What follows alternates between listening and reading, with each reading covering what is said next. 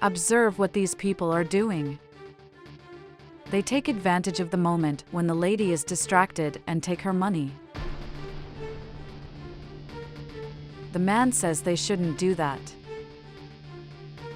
Amelia asks if he's accusing her of being a thief, because if that's the case, he's mistaken. The girl says she saw them taking the money. Adam tells the girl to shut up. Nobody asked for her opinion in the conversation. Daniel gets irritated and says that Adam can't talk to his daughter like that.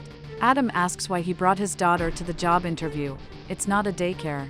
Daniel didn't have money to pay for a babysitter, but apparently, Adam does since he's stealing from others. He tells Daniel to stop the nonsense. They already said they didn't take anything. Margaret says the money is no longer in her purse, but it's okay, she must have forgotten it at home. Amelia warned that this lady was just a careless person. She asks the lady what she's doing in this line, since someone her age shouldn't even be working. She tells Margaret to leave the line and not bother them. Adam asks if she heard or, besides being old, is she deaf too, and he yells at her, expelling her. She's just there getting in their way. Daniel says that Margaret can stay in front of him in line. After all, she got there first. Margaret doesn't want Daniel to worry about it. They are right, she is too old for this.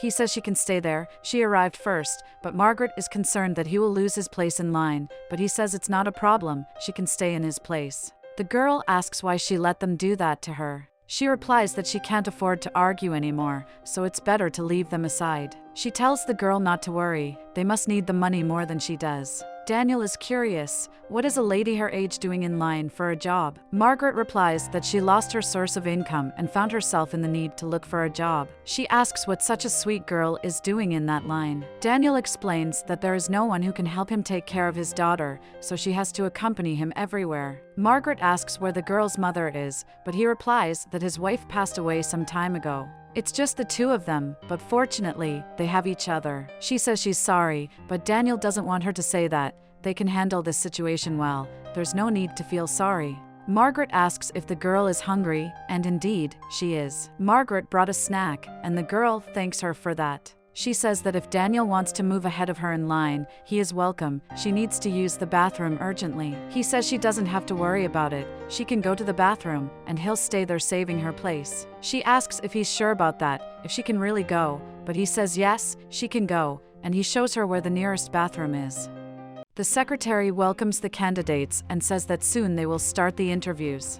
She kindly asks them to wait in the waiting room. Amelia is the first to leave, impatient with the delay. The secretary invites everyone to sit down. She goes to Daniel and says he should come in.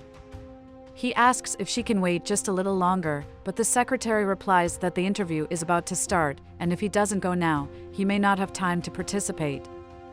Daniel is just waiting for the person who is in front of him and asks her to wait at least 5 minutes. He insists on asking her to wait for the person to return. It won't take long, but the secretary says that's the problem of the person who left, not theirs. Daniel knows, but he promised he would save her place in line and insists that the secretary wait, but she can't and asks if he's really going to lose his turn in line to help someone he doesn't even know. He says unfortunately he will need to do that. If that's his choice, so be it.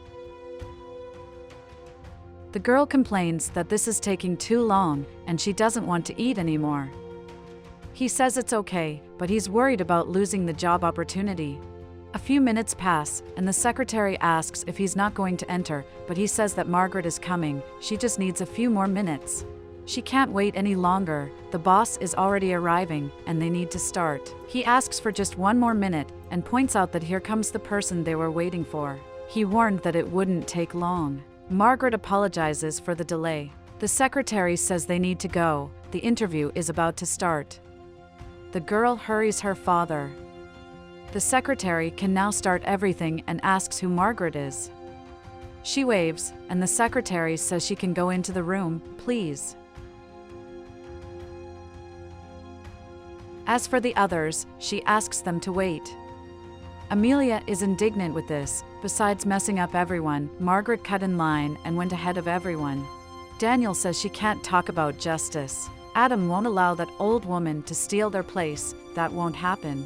Amelia says that if Daniel doesn't know, If that old woman passes the interview, she will steal his position, he will be unemployed, and he won't be able to support that horrible creature he calls a daughter. Daniel says that if she is hired, it's because she is capable of doing the job, and thus, he is also capable of taking care of his daughter. He'll figure it out. The secretary informs that there has been a change in the interview dynamics, and now it will be a group interview, asking them to organize themselves for that.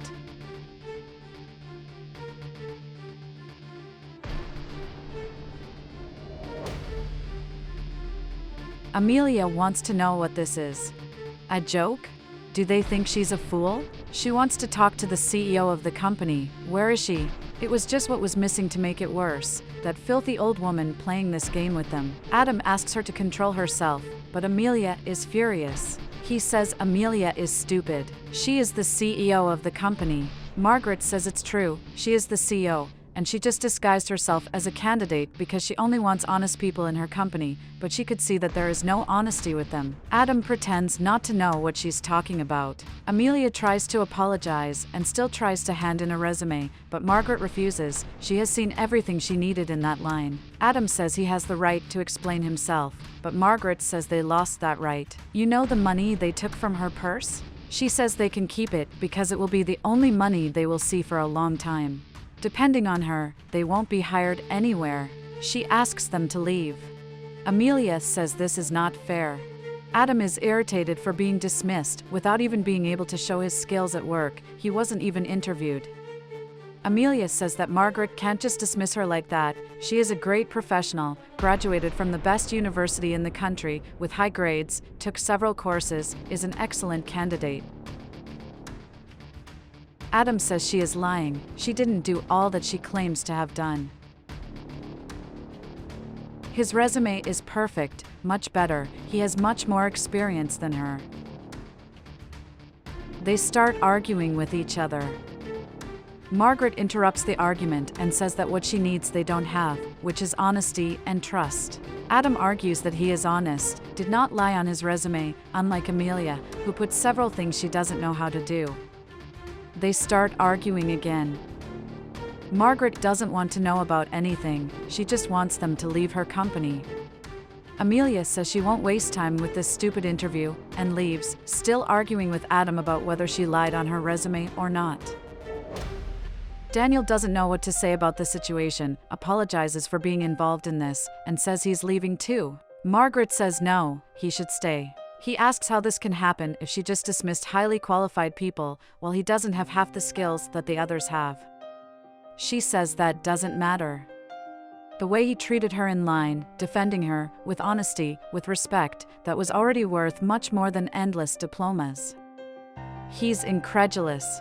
Margaret says he doesn't need to worry about a babysitter for his daughter, he can bring her to work. The girl is very happy and thanks her. Margaret welcomes them. The girl celebrates. Daniel is also very happy, he is going to start working now.